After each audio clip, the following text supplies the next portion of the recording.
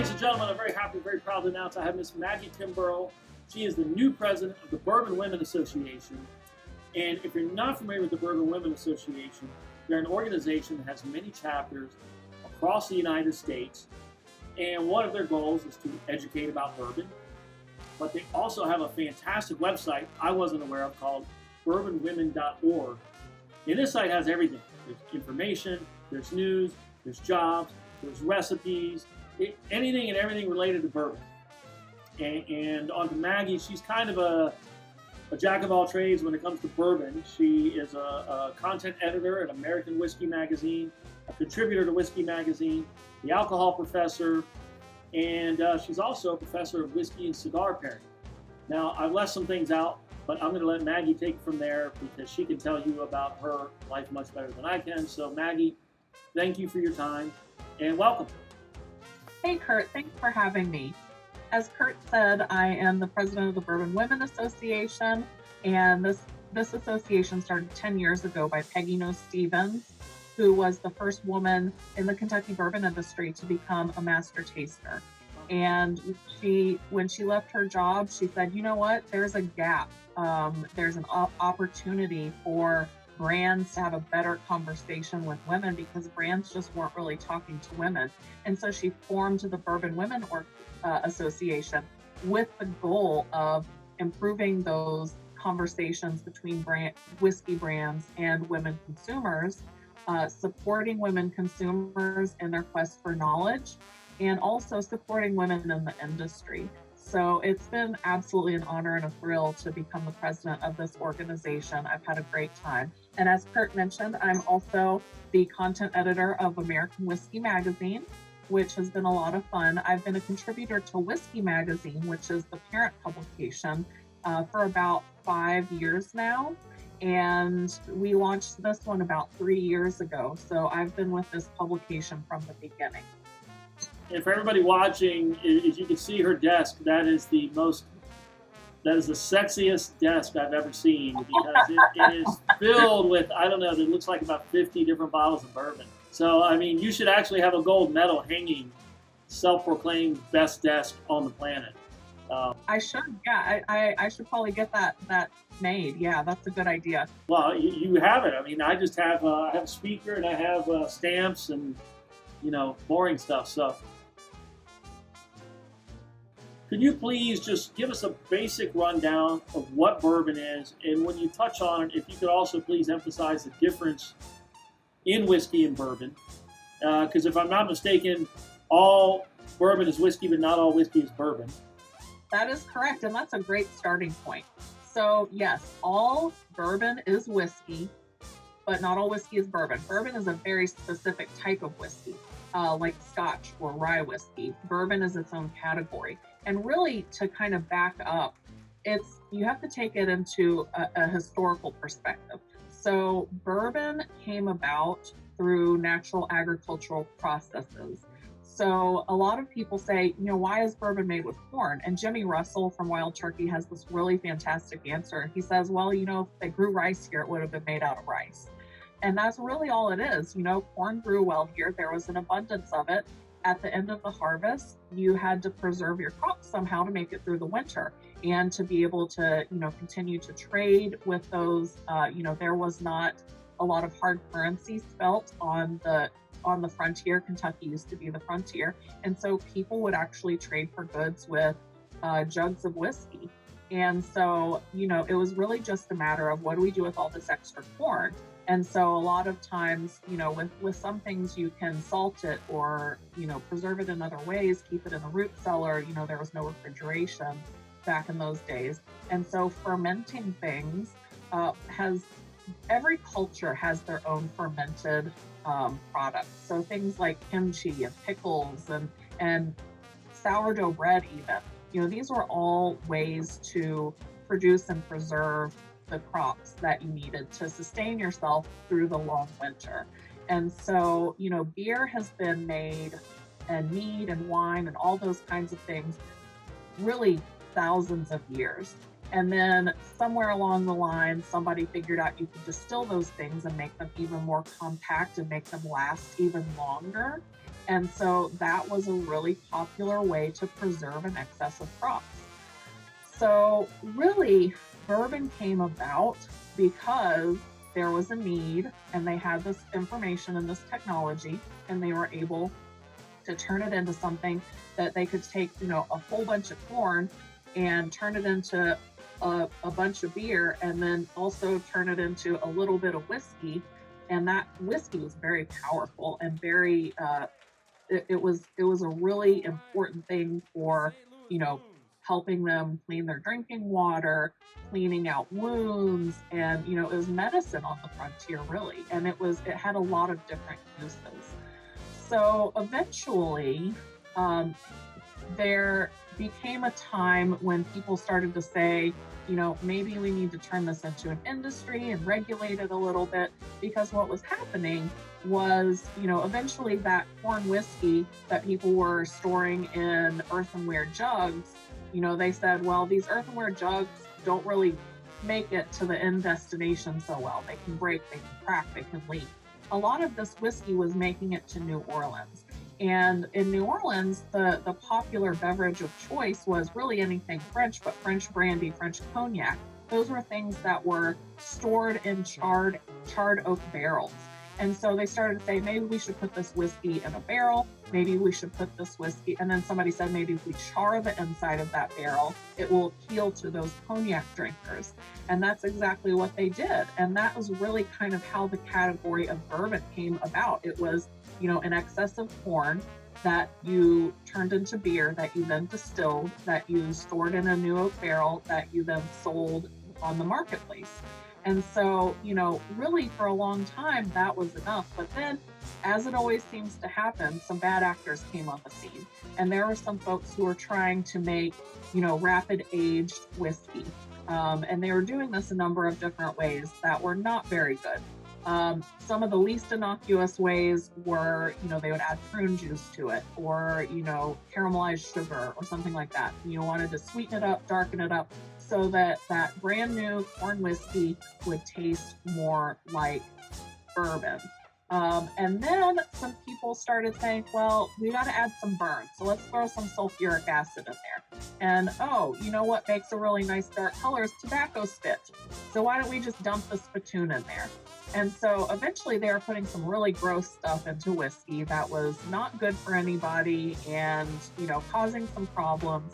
And so some people within the industry said, maybe we need to regulate this. Maybe we need to put up some rules and some guidelines for what this needs to be. And so the first really consumer protection law that we had in the United States was the Bottled in Bond Act of 1897. And what that said was bonded whiskey or bonded bourbon had to be made all in one distillery in one season, had to be aged a minimum of 4 years, and had to have nothing but pure water added to adjust the fruit. And that was really, the crux of consumer protection in this country, because, eventually people said, well, maybe we should make this safer and we should make this safer. But it really started because people were putting some really nasty stuff into whiskey. Now, shortly after that, you had the Pure Food and Drug Act, which was about 5 or 6 years later, I think. And, that really just kind of cleaned up some of the edges of that consumer protection law, as far as making sure that, that what was in the bottle was actually, what it said it was. There were laws about labeling, and there were laws about what could actually go in it. And then it had to be sealed. And none of this was really possible before the invention of machine-blown glass, because glass bottles were really expensive before this. And, it was cost prohibitive, and the main vessel that people would buy whiskey in was the barrel. And so it's really interesting when you look at that entire history, though. So then we get into Prohibition, and the only kind of whiskey that was available was medicinal whiskey, came in a pint. You could get a prescription from your doctor, and you were allowed, I think, 2 pints a month or something like that. But then, of course, you didn't have all the systems in place to check which doctor you went to or which pharmacy you went to. So, if you really wanted to, you could go to 10 different doctors and 10 different pharmacies and get 20 pints of whiskey a month. I'm sure there was a fair amount of that going on. But then, of course, there was some illegal bootlegging going on because not everybody could afford to go to 10 different doctors and 10 different pharmacies. So then after Prohibition, when it was repealed, this is when we get the rest of those guidelines for what constitutes what kind of whiskey. So today what we have is the Tax and Trade Bureau has what's called the Standards of Identity for different distilled spirits. So today we go by the standard definition of bourbon, which is that it has to be made of 51% corn minimum. It can be up to 100% corn, but that's rare. It has to have nothing but pure water added. It has to be distilled no higher than, I believe, 160 proof. Has to be barreled no higher than 125 proof. Has to be the next regulation gets a little bit hairy. So it has to be stored in a brand new oak container. Generally speaking, that means a charred oak barrel, but you could technically put it into a brand new oak bucket right off of the new make line. And this is another Jimmy Russell that he pointed out. You could make a brand new oak bucket, go over to the end of the line, fill up your oak bucket, and go over to the bottling line and bottle it, and technically that's bourbon. So then it dials into, is it straight bourbon? Is it bourbon? So as long as you meet all of those requirements, as far as 51% corn, nothing but water added, distilled no higher than 160, barreled no higher than 125, and aged or rested in a new oak container, that's bourbon. A lot of people say, oh, but it has to be a minimum of 2 years. That's not necessarily true. So in order to be straight bourbon, it has to be aged for a minimum amount of time, which I believe is 2 years. And if it's less than 2 years, the age must be stated on the label. Now, most bourbon is older than that. So when you see a Kentucky straight bourbon whiskey with no age statement on it, generally that's going to be at least 4 years old. It's more likely going to be in the neighborhood of 6 to 8 years. So, I mean, obviously there are a lot of Kentucky bourbons when you think of Kentucky straight bourbon. I've got some of them back here on my desk. I've got some Maker's Mark. And that's a straight bourbon? That's a straight bourbon. I've got some Jim Beam, straight bourbon. I've got some Four Roses. And I've got some Old Forester. And I've got some George Stagg. All of those are straight bourbons. They all come from different distilleries. For the longest time, there were basically 8 distilleries in Kentucky, and they were all making Kentucky straight bourbon whiskey, and that was pretty much all they were making. We have a lot more distilleries than that now in Kentucky. We have a lot more distilleries in the United States now than we did 20 years ago. I think we're closing in on the, probably close to 1,000 or more distilleries in the United States, which is pretty impressive.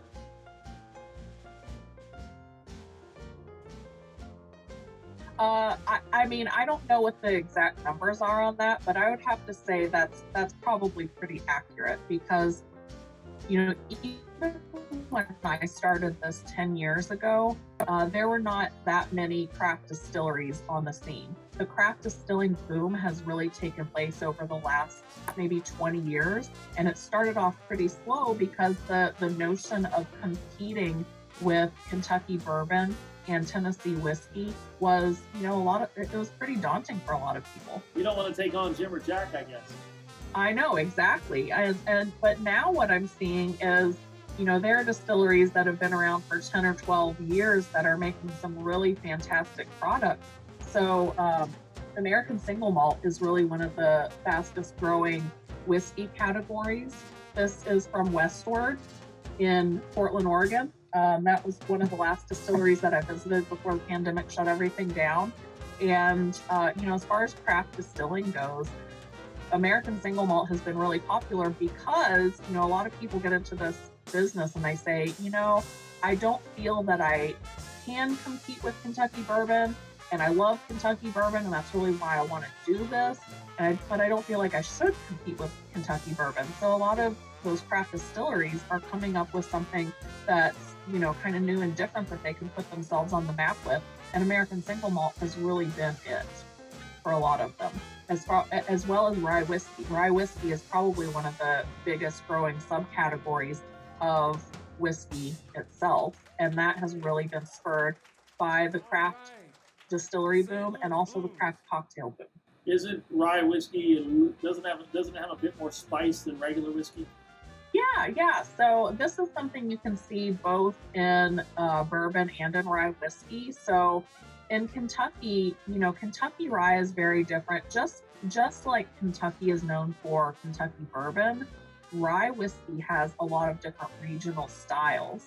And so you've got your Monongahela rye, your Pennsylvania rye, your Kentucky rye, and there are just a lot, Canadian rye. There are a lot of different types of rye whiskey when you're talking about that in particular. And rye, just like bourbon, has its standards of identity. It has to be a minimum of 51% rye, just like bourbon has to be a minimum of 51% corn.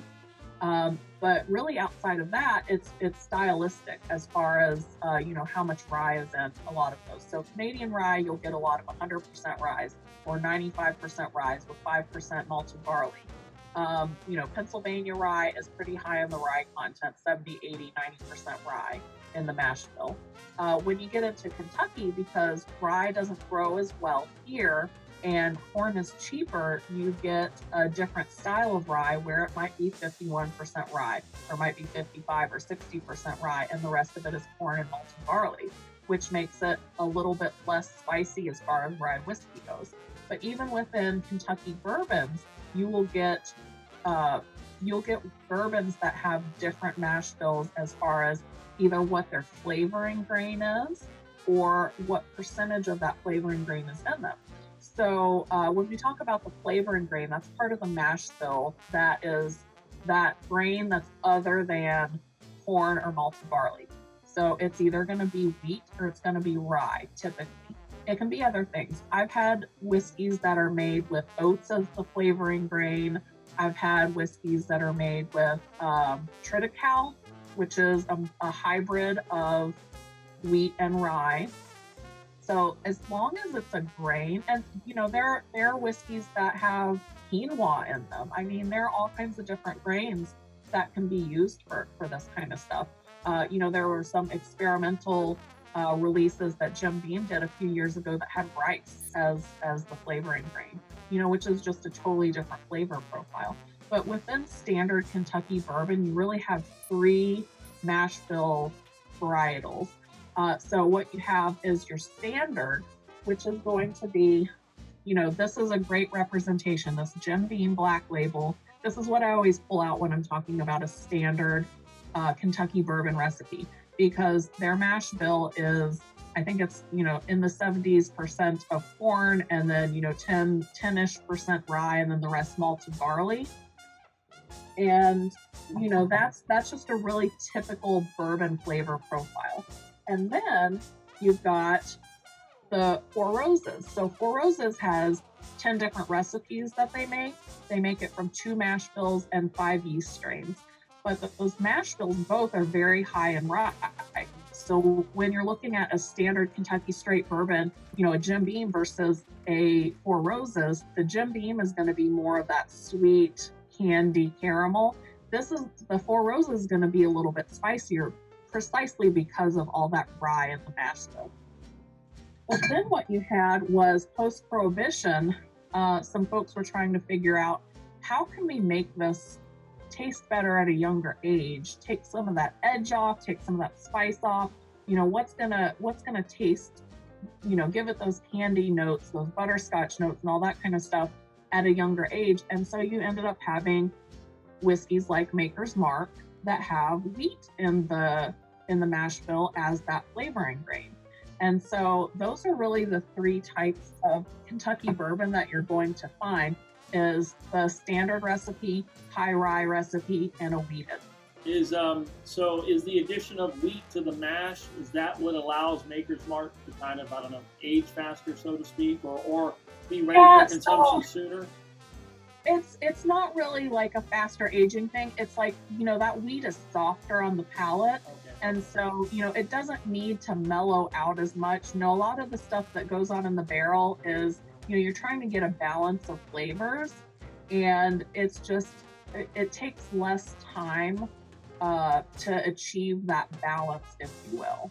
I had a question. You talked about the proof, like when it's during distilling, it's what, 180 proof? 160. And then in barreling, it's 125 proof? Correct. What happens from distilling to barreling that drops the proof? Is it just the fact that you distilled it at 160 proof? Water. That's where that part of the standards of identity comes into play, where you only add pure water. So you can add water on the front end and you can add water on the back end. But that is all you can add. There's no caramel color, there's no sugar, there's no sweetener, there's no flavoring. All you can add is pure water. All right. The St. Louis Blues. Yes, but not everybody distills all the way up to 160. A lot of distilleries, they're in that like 140, 145 range. And then they proof it down. Some distilleries proof down, like Heaven Hill will barrel everything at 125. Maker's Mark is at 120, I believe. But then when you have the newer distilleries, another of the ways that they are achieving that nice flavor profile in a quicker way is by dropping down that barrel entry proof. So what they're doing is, I believe Michter's is barreling at 105 in that neighborhood, because what happens when you have more water in that barrel, those wood sugars in that charred barrel are water soluble. So the more water you have in there, the more of those wood sugars you're getting into your whiskey at a younger age. And so barrel entry proof varies by producer. And it's anywhere from, I don't know of anybody doing less than 103, because you also have to bottle it. That's another one of the standards of identity. You also have to bottle it at a minimum of 80 proof. So if you barrel it much less than 103, you run the risk of it dropping down too low to be able to be considered whiskey anymore. Without getting too scientific, because you could probably lose a lot of people, including me, if you get too technical. Distilling, you said some companies will distill it, 140, some will distill it. If I have two distillers, or pot distiller, whatever it's called, if I want this one to be 140, but this one to be 100 proof, how do you adjust the proof level? I don't know all the technicalities of that, but I know that would be easier to do on a pot still as opposed to a column still. Because with a column still, you're kind of locked into whatever it is when it gets to the top of that column and starts to condense back down. With a pot still, you have a little bit more control as far as when to make the cuts. Because, so with a pot still, what comes out after distillation is you get the heads, which is the beginning that you cut out, because that is not the correct type of alcohol. It will have some of the other types of alcohol that are not good in there. And then the hearts is what you cut, and then you discard the tails as well.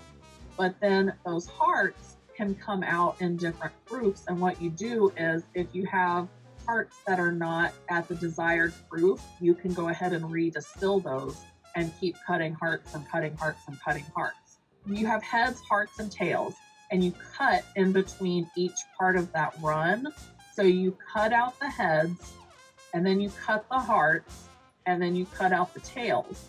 And you can redistill until you get to that desired proof. You don't have that flexibility with a column still. as a recap, the biggest difference between bourbon, rye, and regular whiskey is bourbon has to have at least 51% corn, rye has to have at least 51% rye, and then whiskey doesn't have those, it's a bit more... Well, so there are a lot of I mean, there are probably 3 pages in the TTB Standards of Identity, which you can look up online, ptbonline.gov. And then look up whiskey standards. If you just Google whiskey standards of identity, you'll find it. Or you can search through all those PDFs and find the standards of identity. But there are a lot of different categories of whiskey. So there's blended whiskey, which has grain neutral spirits mixed into it. There's American single malt, which doesn't have an official designation yet, but gets classified as grain whiskey.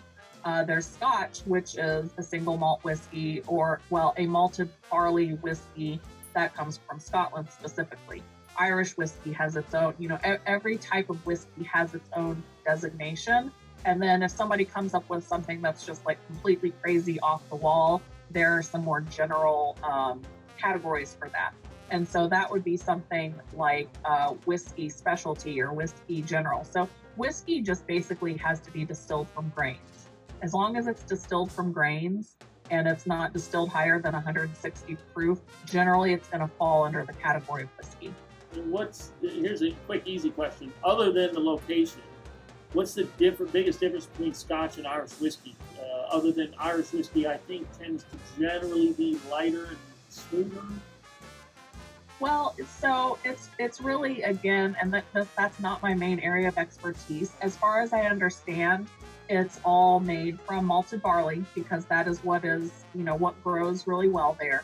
It's mostly just a difference of, philosophical and stylistic choices. I think that probably Irish whiskey is generally aged in, older casks, so they're not getting a whole lot of that oak influence in there. Scotch whiskey, they're aging it in used bourbon barrels and used wine barrels. They're actually looking for those external influences, and I think Irish whiskey not so much.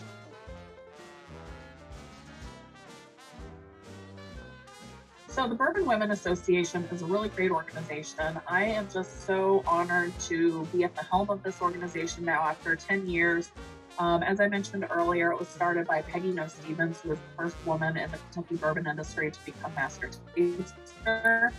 And, she just really saw a need in the industry to improve the conversation between brands and women consumers, and to give women consumers, a place to have a nice experience and a nice learning experience to learn about whiskey. And then also, we have a mission of supporting women in the industry. So the first thing that you can do to learn more is go to bourbonwomen.org. I have a new series on there called Meet the Makers. Every Monday, there's a new spotlight on a woman in the industry. I think there's kind of this misconception out there that women are not involved in the distilled spirits industry, particularly the whiskey industry. And I can tell you that is just not the case, never has been. It's a perception error. And, I'm proving that by, I have 3 months of content scheduled out of women who are working in the industry. And I have more women coming to me every day saying, how do I get involved with this? And I've talked to multiple women distillers and, women tasters and blenders and bar managers and all this other stuff. So there are a lot of women in this industry, and we just really want to shine a light on them. And so you can also join the Bourbon Women Association. It's $50 a year for an individual membership. We absolutely allow men to join. If you're a man and you want to support our mission, absolutely join. We would love to have you. And we have a lot of programming. We do virtual programs. We're doing our symposium in the fall, which is our annual conference that's going to be a hybrid this year. And also, I'm the content editor of American Whiskey Magazine. So take a look at American Whiskey Magazine. We've got a website, get a subscription, check out the articles if you like it. That would be great. One of the things that I do in here that Curt mentioned early on is the whiskey and cigar pairings. And, that's a lot of fun to do, but there are also a lot of people who have, really learned a lot in this journey with me as far as, what whiskeys to pair with what cigars. So if that's something that interests you, check it out. And thank you so much for having me today. Unless you're talking about moonshine, because Mountain Dew is actually, that slang term came from moonshine. Oh, really? Yeah, there's actually a bluegrass song called Mountain Dew. Mountain Dew is a slang term for moonshine? Yeah, and that's where the soda was named for. It was made to mix with moonshine. Well, you should look up the bluegrass song Mountain Dew. Find that on YouTube and listen to it. Get you some of that good old Mountain Dew. Ah, well, that makes sense. Okay, okay, I see that. All right, take care. Have a great day, Curt.